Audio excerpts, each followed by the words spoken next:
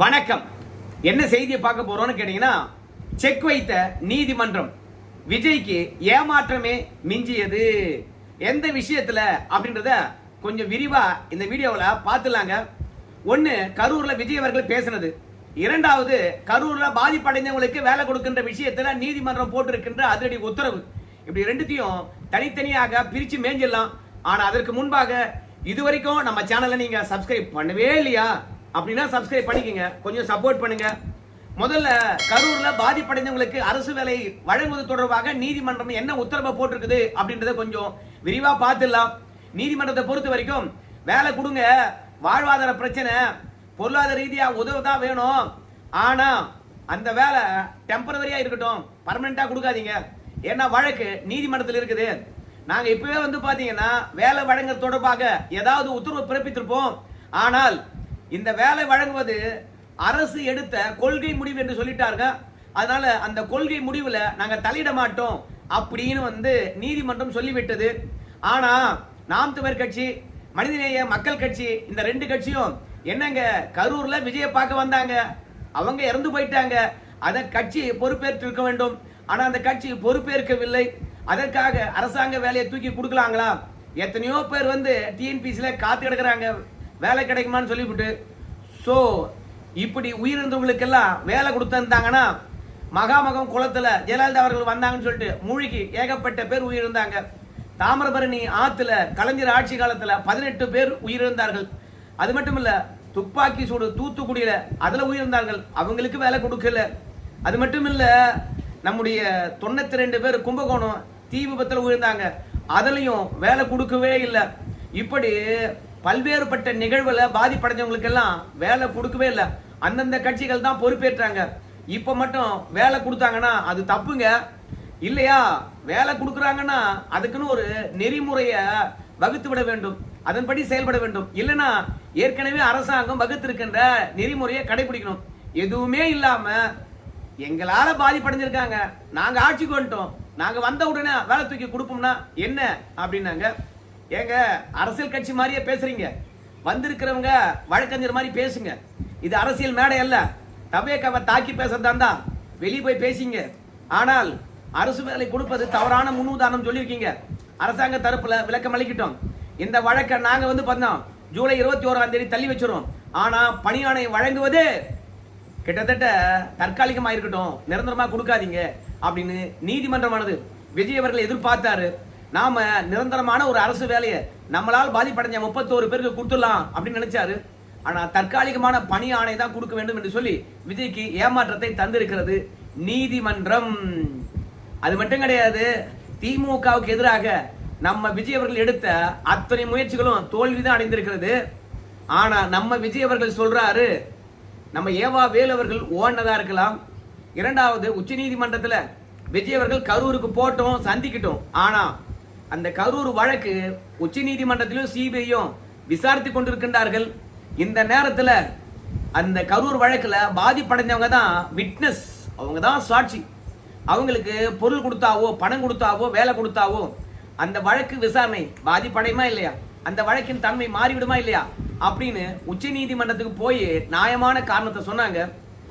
ஆனால் திமுக பொறுத்த வரைக்கும் ஒரு வார்த்தையை தப்பா சேர்த்துடுச்சு. இந்த கரூர் வழக்குல சம்பந்தப்பட்டிருக்கின்றார் விஜய்ன்னு சொல்லிட்டாங்க. அப்படி சொன்னது உயர் நீதிமன்றம் அல்ல, உச்ச நீதிமன்றம். என்ன சொல்லிச்சுன்னா, ஏங்க இந்த வழக்கை நீங்க படிக்கவே மாட்டீங்களா?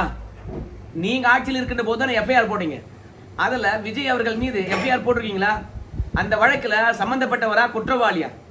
அந்த வழக்குக்கு அவருக்கு சம்பந்தமே இல்லையா? வழக்கை படிக்கவே மாட்டீங்களா அப்படின்னு சொன்னது நம்ம விஜய் அவர்கள் எப்படி எடுத்துக்கிட்டு கரூர்ல பேசினார் தெரியுமா? நீதிமன்றமானது நங்கு நங்குன்னு தலையில் அடித்த பிறகும் இவங்க திருந்தவே இல்லை அப்படின்னு சொல்றாரு. அதே தான் நாமளும் சொல்றோம்.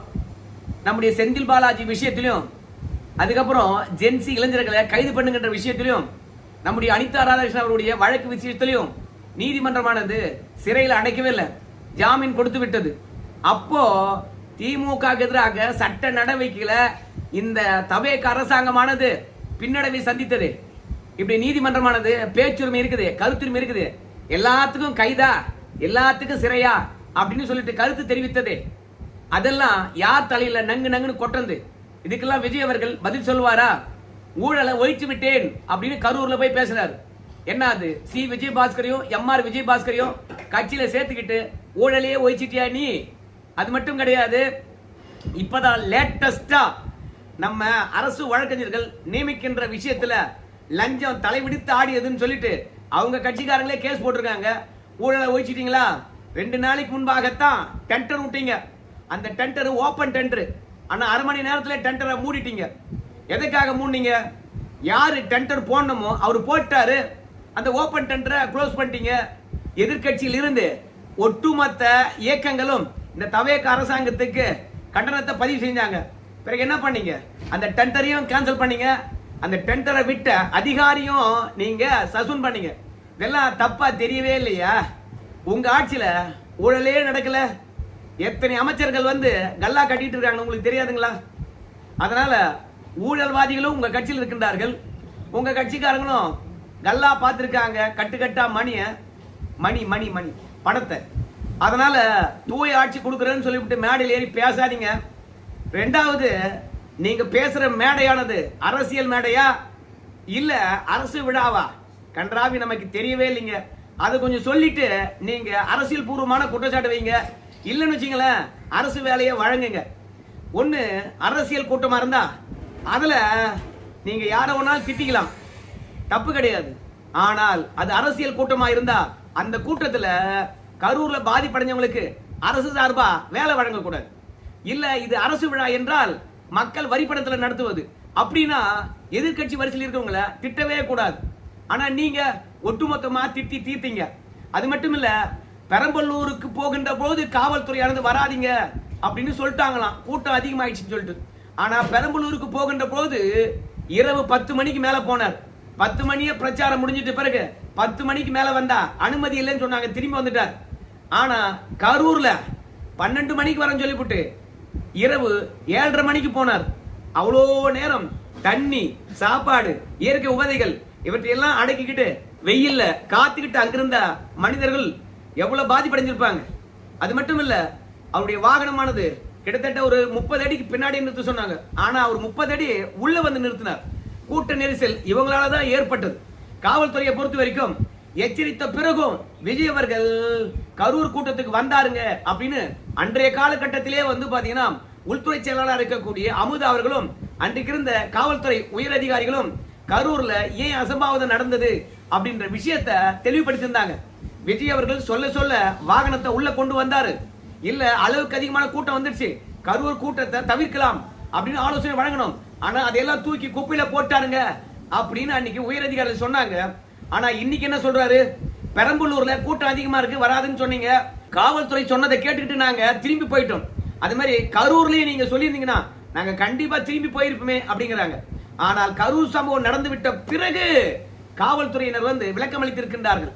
விஜய்க்கு எவ்வாறெல்லாம் அறிவுறுத்தப்பட்டது, எந்த சாலை வழியா வரணும், எப்படி என்ட்ரி கொடுக்கணும், எல்லாவற்றையும் மீறி அவங்க ஏற்கனவே போட்டு வச்சிருந்த ரூட்ல தான் வந்தாங்க. முழுக்க முழுக்க விஜய் அவர்கள் தவறா நடந்து கொண்டார் என்று அன்னைக்கே காவல்துறையினர் உயரதிகாரிகள் விளக்கம் அளித்திருக்கின்றார்கள். ஆனா அதெல்லாம் இன்னைக்கு முதலமைச்சர் இருப்பதனால பேசி போயிட்டாரு. ஆனால் இன்னைக்கு சமூக வலைதளத்துல போய் பாருங்க, விஜய் அவர்கள் பேசுறது ஒவ்வொன்றும் தப்பு அப்படின்றத எடுத்து காட்டிட்டு இருக்காங்க. 2வது, விஜய் அவர்கள் கரூர் வந்தாருங்க.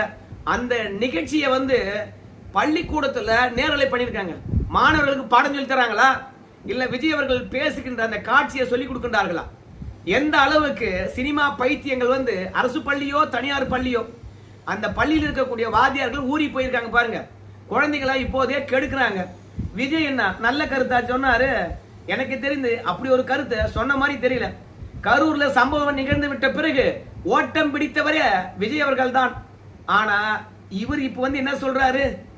எப்போதும் நான் கரூர் மக்களுடனே இருப்பேன் அப்படிங்கிறார். ஆனா கரூர் தான் வந்தீங்க இல்லைங்களா? ஆனா கரூருக்கான வளர்ச்சி திட்டம் என்னங்க? என்னது? எதுவும் இல்லையா? எதுவும் இல்லாதவா வந்து அரசு நிகழ்ச்சி நடத்துனீங்க. கரூருக்கு வரீங்க, அங்க இருக்கின்ற மக்கள் என்ன எதிர்பார்ப்பாங்க? கரூர் மாவட்டத்தை வளர்ச்சி பாதையை கொண்டு வருவதற்கு சிறப்பு திட்டங்கள் ஏதாவது கொண்டு வந்திருப்பாரு. அப்படி இல்லையா மக்களுக்கு சமூக நல திட்டங்கள் ஏதாவது கொண்டு வந்திருப்பாரு அப்படின்னு பார்க்கும்போது எந்த திட்டத்தையும் கொண்டு வரல. இந்த ஆட்சி வந்த பிறகு என்னவெல்லாம் செஞ்சிருக்கிறோம் அப்படின்னு கரூர்ல சில விஷயங்களை பட்டியலிட்டாரு. விவசாயிகளுடன் எப்போதும் இருப்பாராம். மொத்தத்துல இதுவும் ஒரு தேர்தல் பிரச்சார கூட்டம் போலதான் இருந்தது. முதலமைச்சரா இருக்கின்றார், பொறுப்பா பதிலளிக்க வேண்டும் அப்படின்றத மறந்துட்டாரு. இரண்டாவது, ஸ்டாலின் அவர்களை பொறுத்த வரைக்கும் நீதிமன்றம் வரைக்கும் போயிட்டு நீங்க அங்க போக கூடாது இங்க போக கூடாது அப்படின்னு தடை விதிக்கின்றார்களாம். ஆனா ஆட்சி மாறிவிட்டது, டிவிக்கு ஆட்சி 2 மாசம் ஆச்சு அப்படின்னு சொல்றாரு. டிவிக்கு ஆட்சி 2 மாசம் ஆச்சு இல்லைன்னு சொல்லல.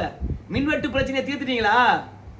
இன்னும் கொலை களவுகள் நடந்துகிட்டே இருக்குது, அதை தீர்த்துட்டீங்களா? பெண்களுக்கு எதிரான கொடுமைகளை நீங்க தடுத்துட்டீங்களா? சொல்லுங்கப்பா. ஊழலை ஒழிச்சேன்னு சொன்ன, இதெல்லாம் ஒழிச்சிட்டியா? சட்டம் ஒழுங்கு சரி பண்ணிட்டியா? இப்ப நடப்பது உங்க ஆட்சிங்க. ஸ்டாலின் ஆட்சி நடக்குதா நீங்க நினைக்கிறீங்களா? நீங்களே ஸ்டாலின் ஆட்சி நடக்கலன்னு சொல்றீங்க.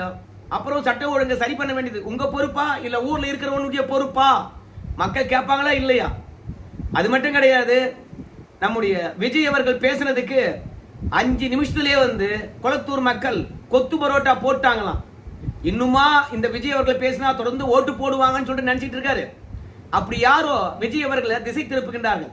தமிழ்நாட்டு மக்கள் விஜய் மோகத்திலே இருப்பாங்கன்னு நினைப்பா, இல்ல விஜய் பேசுறதுதான் உண்மை என்று நினைப்பாங்களா? விஜய் பேச்சிய கொஞ்சம் கூட ஆராய மாட்டாங்களா? அவ்வளோ முட்டாளுங்களா?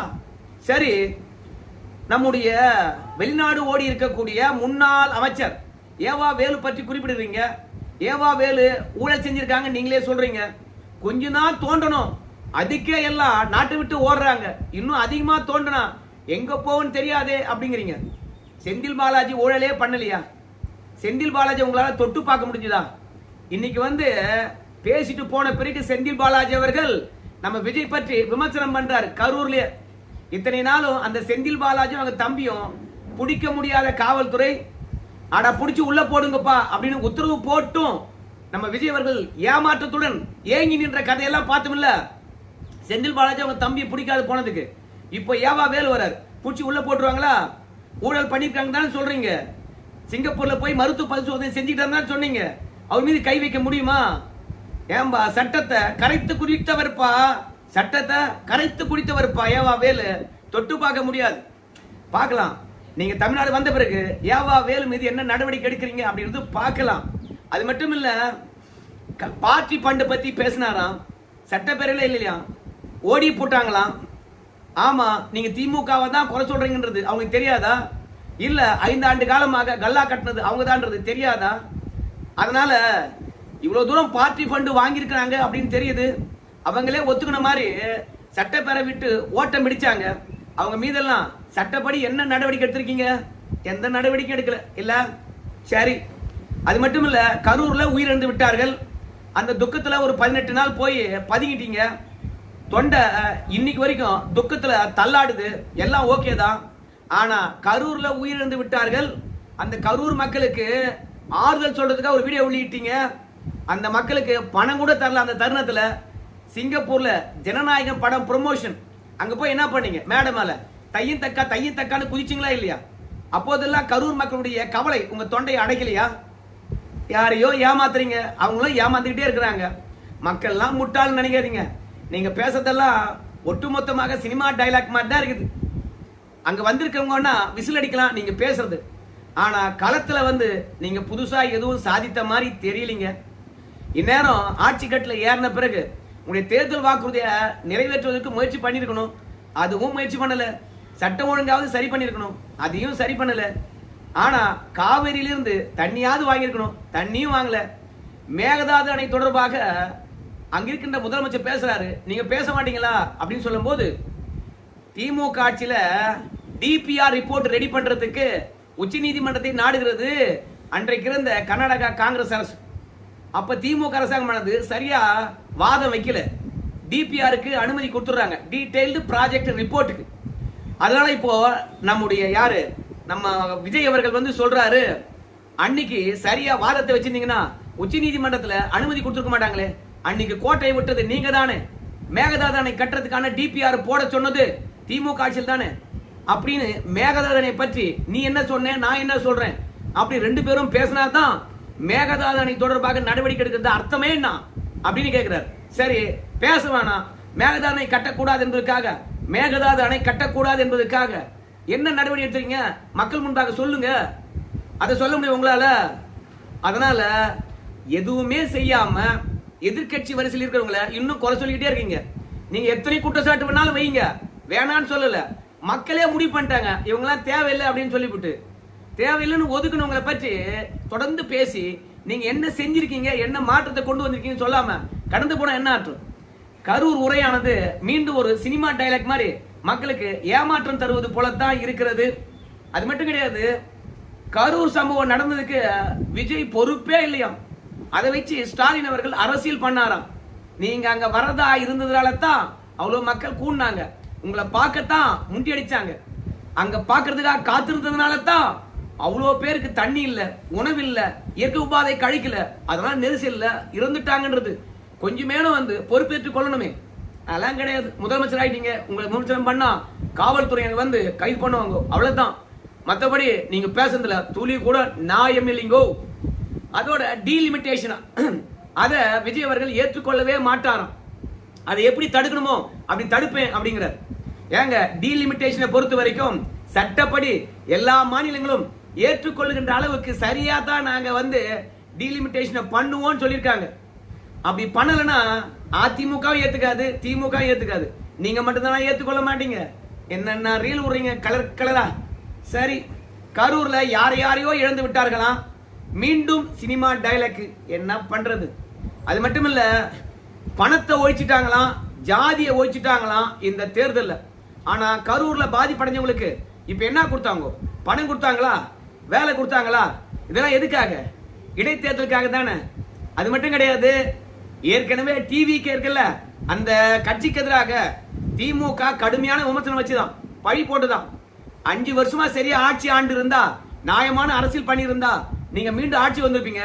நியாயமான அரசியல் பண்றதுக்கு உங்களுக்கு தெரியாது, அதனால தான் நீங்க தோத்துட்டீங்க. மீண்டும் எங்க மீதே பழி போடுறீங்க. அதனால இனிமே கீழே விழுந்தவங்க எழுந்திருக்கவே கூடாதான், யாரு? திமுக. அதனால பயங்கரமான அடி கொடுத்து அவங்களை விரட்டி அடிங்க அப்படின்னு சொல்லிட்டு, இடைத்தேர்தலில் நாம தான் ஜெயிக்கணும், நம்ம தான் ஆதரிக்கணும். அதனால திமுகவுக்கு அடிக்கின்ற அடி இனிமேல் எழுந்திருக்கவே கூடாது, மரண அடியா இருக்கணும் அப்படின்னு சொல்லிட்டு இடைத்தேர்தல் பிரச்சாரம் பண்ணிட்டு போயிருக்காரு. வந்திருந்தவர் முதலமைச்சரா இல்ல ஒரு கட்சி தலைவரான்னு தெரியல. மொத்தத்துல நம்முடைய விஜய் அவர்களை பொறுத்த வரைக்கும் மொத்தமா எல்லா மேடையும் சரி, அது அரசியல் மேடையாக, திமுகவை திட்ட மேடையாக, அதிமுகவை நக்கல் கிண்டல் கேலி பண்ற மேடையாகவே மாத்துறாரு. எழுதி கொடுக்கவங்களாவது வந்து கொஞ்சம் பொறுப்பா மக்களுக்கு நம்பிக்கை ஏற்படுகின்ற அளவுக்கு நல்ல விஷயத்தை எழுதி கொடுங்கப்பா. ஏன்னா முதலமைச்சர் வருகின்றார், என்ன மாதிரி பேச போறாரு, தமிழ்நாட்டில் எப்படி சட்ட ஒழுங்கு சரியா இருக்க போகுது, அப்போ அதோட போச்சுன்னா நீர்மின் திட்டங்கள் எப்படி இருக்க போகுது, வளர்ச்சி திட்டங்கள் எப்படி இருக்க போகுது, கல்வி வளர்ச்சி எப்படி இருக்க போகுது, தொழில் வளர்ச்சி எப்படி இருக்க போகுது, வேலை வாய்ப்புகள் எப்படி இருக்க போகுது, இதுக்கெல்லாம் இவர் என்ன திட்டம் வச்சிருக்காரு அதெல்லாம் பேசுவார்னு பார்த்தா தீய சக்தி, தீர்ந்து போன சக்தி, போங்கப்பா, உரிக்க வெங்காயம் போல தான் இருக்குது உங்களுடைய பேச்சு. சரி நண்பர்களே, விஜயை பொறுத்த வரைக்கும் மீண்டும் அவருக்கு நீதிமன்றத்தில் ஏமாற்றம் நிகழ்ந்திருக்கலாம். ஆனா ஒட்டுமொத்த மக்களுக்கும் இந்த தவைக்கு அரசாங்கமும் விஜயும் பெரிய ஏமாற்றம். என்னங்க நான் சொல்றது? நன்றி.